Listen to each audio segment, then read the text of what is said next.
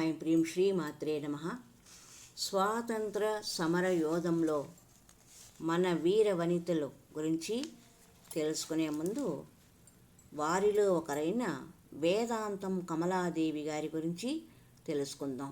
వారు స్వాతంత్ర పోరాటంలో ఏ విధంగా ఉద్యమంలో పాల్గొన్నారు అనే విషయాన్ని తెలుసుకుందాం. వేదాంతం కమలాదేవి గారు మే 5వ తారీఖున 1897 కడప జిల్లా నందలూరులో జన్మించారు. సోదరులు ఉన్నారు. భ్రమరాంబ, ప్రతాపగిరి గోపాలకృష్ణయ్యలు ఆమె తల్లిదండ్రులు. తండ్రికి ఆమె గారాల పట్టి కావటాన ఆ ప్లీడర్ గారు ఆమెను తన వెంట రోజు కోర్టుకి తీసుకుని వెళ్ళేవారు. అందువల్ల ఆమెకు జంకు, అర్థం కాని సిగ్గు అనేవి తెలియవు. వయస్సుకు మించి రాజకీయ, సాంఘిక విషయ పరిజ్ఞానము కలిగినది. 12వ ఏట బాపట్ల వాస్తవులైన వేదాంతం వెంకటకృష్ణయ్యతో వివాహం అయినది. ఆయన విద్యావంతులు, సంస్కార భావాలు కలవారు. ఆనాటి అనేక మంది యువకుల మాదిరి ఆయన కూడా బ్రహ్మమత ప్రభావితులైనారు.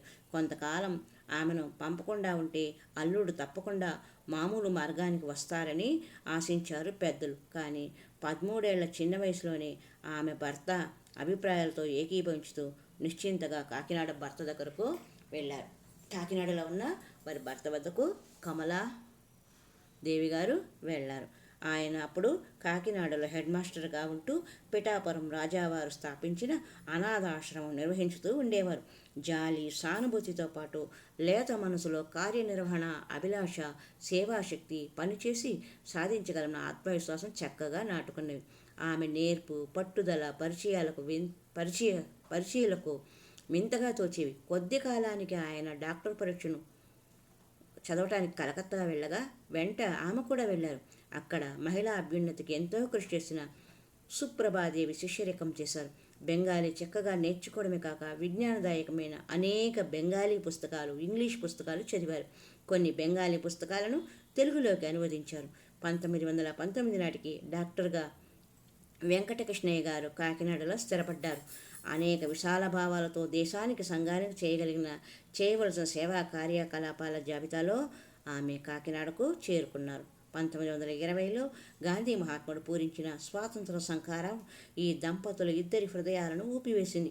చక్కగా పదును అయి ఉన్న వారి మనసులో జాతీయ ఉద్యమ బీజం ఇట్టే పెరిగి వేరు ఊనింది. ఉద్యమంలోనికి చొచ్చుకొని పోయినారు. విదేశీ వస్త్రము, వస్తు బహిష్కారం, నూలు వడకటం, ఖాదీ ధరించడమే కాక ఇల్లు తిరిగి ఆ వస్తువులను అమ్మడం కూడా చేసేవారు, ఖాదీ వస్త్రాలను. 1921లో మన దేశంలో శాసన ఉల్లంఘనం పట్ల ప్రజాభిప్రాయాన్ని విచారించడానికి అఖిల భారత శాసన ఉల్లంఘన విచారణ సంఘము సామర్లకోటకు వచ్చింది. అప్పటికి కొద్ది రోజుల కిందట శ్రీమతి కమలాదేవి గారి బిడ్డ స్వరాజ్యం అనే అమ్మాయి చనిపోయింది. పాపం. ఆ బాధను అణిచిపెట్టి ఆమె విచారణ సంఘం వారిని ఆహ్వానించి వినతి పత్రం సమర్పించారు. 1923లో ఒక్కసారి కాంగ్రెస్ మహాసభలు తెలుగుదేశాన జరిగినవి. కాకినాడలో జరిగిన ఆ సమావేశాలు అంగరంగ వైభవంగా, మహోత్సాహవంతంగా అడుగడుగునా ఆంధ్రుల దేశాభిమానమును ప్రస్ఫుటం చేస్తూ శాశ్వతమైన కీర్తిని సంపాదించుకునేవి. ఘోష, ఇబ్బంది లేని కారణం వల్ల కావచ్చు, ఆంధ్ర మహిళలు చెప్పనలివి కాని ఉద్రేకంతో, ఉత్సాహంతో పాల్గొన్నారు. పురుషులను మించి ఒక్కొక్క రంగంలోనూ విజృంభించారు. బాలికా వాలంటీరు దళాలు, స్త్రీ వాలంటీరు దళాలు ఎన్నెన్నో ఏర్పడి విసుగు విరామం లేకుండా స్వచ్ఛంద సేవ చేశారు. స్త్రీ వైద్య దళానికి అధికులుగా సేవ చేశారు. ఆంధ్రదేశమంతా సంచారం చేసి మహిళా సంఘ కార్యదర్శినిగా ఖాదీ ప్రచారం ఎంతగానో చేశారు. తిలక్ స్వరాజ్య నిధికి భారీగా విరాళాలు వసూలు చేశారు. 1930లో ఉప్పు సత్యాగ్రహం నాటికి ఆమె ఆరోగ్యం బాగాలేదు. పక్షవాతం వచ్చి సరిగా తిరగలేని స్థితిలో ఉన్నారు. ఇంట్లో అంతా పసిబిడ్డలు. తమ ఇల్లు ఆనంద నిలయం, కాంగ్రెస్ ఆసుపత్రిగా రూపొందింది. అతిథి అభ్యాగతులతో, క్షతగాతులతో ఇల్లు కిటకిటలాడుతూ ఉండేది. విశాఖపట్నం జిల్లాలో ఉద్యమం నడిపించడానికి నాయిక కనిపించక మహర్షి సాంబమూర్తి గారు ఆదుర్తా పడుతున్న సమయంలో ఆమె అన్ని ఇబ్బందులు, అనారోగ్యాలను తులిపేసుకొని రణరంగంలో ప్రవేశించారు. ఆవేశపూరితంగా ఉపన్యసించి ఉద్బోధించేవారు. పురుషులు వెనకాడే పరిస్థితుల్లో కూడా ఆమె అతి చాకత్యంతో పాటు నేర్పుగా ముందుకు చొచ్చుకొని పోయేవారు. ఒక చక్కని ప్రజానాయికగా, ఉద్యమ సంచారికగా పేరు తెచ్చుకున్నారు వేదాంతం కమలాదేవి గారు. ఏ జిల్లా వారు ఏ జిల్లాలో ఏ జిల్లా వారు ఆ జిల్లాలో శాసన ఉల్లంఘనం జరపాలని కాంగ్రెస్ ఆదేశం. అందువల్ల ఆమె నౌషద నౌపడా నౌపడా పుష్పక కొఠారాల మీదకి దండెత్తారు. ఆ సంరంభం, ఉద్రేకం, పట్టుదల సామాన్యమైనవి కావు. లాఠీ దెబ్బలకు జంకలేదు, అరెస్టులంటే భయం లేదు. శాసన ఉల్లంఘనం ఒక పవిత్ర వ్రతంగా జనం ముందుకు సాగారు. అనేక మంది స్త్రీ పురుషులతో పాటు నౌపడ ఉప్పు కొఠారుల దగ్గర సత్యాగ్రహం చేసి 1930 మే 20న అరెస్ట్ అయినారు. 6 నెలల జైలు శిక్ష అనుభవించడానికి రాయవేలూరు జైలు బి క్లాసులో ప్రవేశించారు. అక్కడ ఆమెకు అందరూ పరిచితులే. ఉన్నవ లక్ష్మీబాయమ్మ, ఆచంట రుక్మిణీ లక్ష్మీపతి, దుర్గాబాయి దేశ్ముఖ్, దువ్వూరి సుబ్బమ్మ గారు వంటి అగ్రనాయికలు ఎంతోమంది అక్కడ ఉన్నారు. కమలాదేవిది కళాత్మక హృదయం. ఆమెకు రాని తెలియని చేతి పని లేదు. ఏది చేసినా తిరుగు లేకుండా ఉత్తమంగా చేయడం ఆమెకు అలవాటు.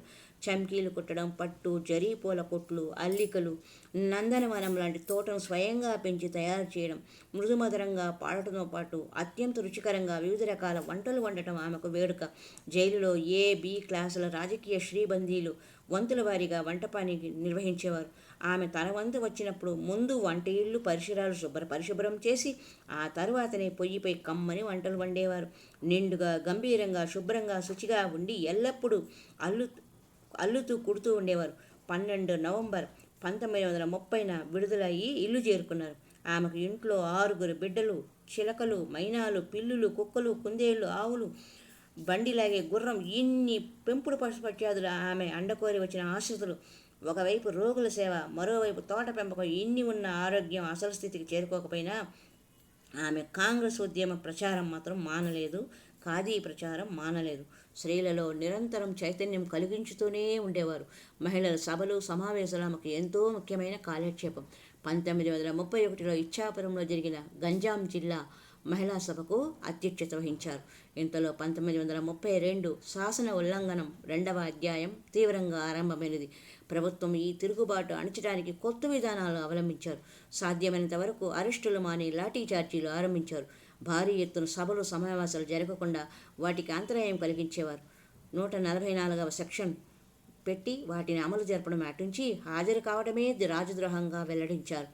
ఢిల్లీలో కాంగ్రెస్ సమావేశం జరపకూడదన్నారు. దానిని లెక్క పెట్టకుండా అక్కడికి వెళ్లిన ఉన్నవ లక్ష్మీబాయమ్మ, దేశభక్త కొండా వెంకటప్పయ్య ప్రభుత్వాలను వందల సంఖ్యన స్టేషన్లో అరెస్ట్ చేశారు. కానీ ప్రకటించిన చోటుకు బదులు మరొక పేటలో గుట్టుచప్పుడుగా కాంగ్రెస్ సమావేశం జరిపి తీర్మానాలు ఆమోదించారు.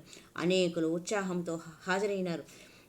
వేదాంతం, కమలాదేవి సలక్షణంగా సభ జరిపించారు. దాంతో ప్రజలకు ఈ కొత్త పద్ధతి ఒకటి తెలిసి వచ్చింది. పోలీసులకు తెలిసి వచ్చి ప్రజల ఉనికి, శక్తి మేరకు కనిపెట్టి ఉండేవారు. ప్రతి ప్రాంతంలోనూ రాష్ట్ర, జిల్లా, తాలూకా స్థాయిలో మహాసభలు జరిపి తీర్మానాలు ఆమోదించవలసి ఉన్నది. ఈ కొత్త ప్రయోగం అమలులో పెట్టి కమలాదేవి గారి ఆధ్వర్యాన గుంటూరులో తెల్లవారుజామున మహాసభను ప్రకటించిన ప్రకారం నిర్విఘ్నంగా జరిపి తీర్మానాలు ఆమోదించారు. అట్ల తద్దే, ఉండ్రాళ్ల తద్దే ఆంధ్రుల యొక్క ప్రత్యేక పండుగలేమో మరి. కంట్లో ఒత్తులు వేసుకొని పోలీసులు కనిపెట్టి ఉండే ఇంత ముచ్చటగా సభ జరపడం అధికారులకు అవమానంగా తోచి లాఠీ చార్జీ చేసి చిక్కిన వారిని అందరినీ కొట్టి జైలులోకి తోశారు. ఆ విధంగా ఆమె వీరనారిగా మరింత ప్రఖ్యాతి తెచ్చుకొని 2వసారి 6 నెలలు జైలు శిక్ష అనుభవించడానికి రాయవేలూరు వెళ్లారు.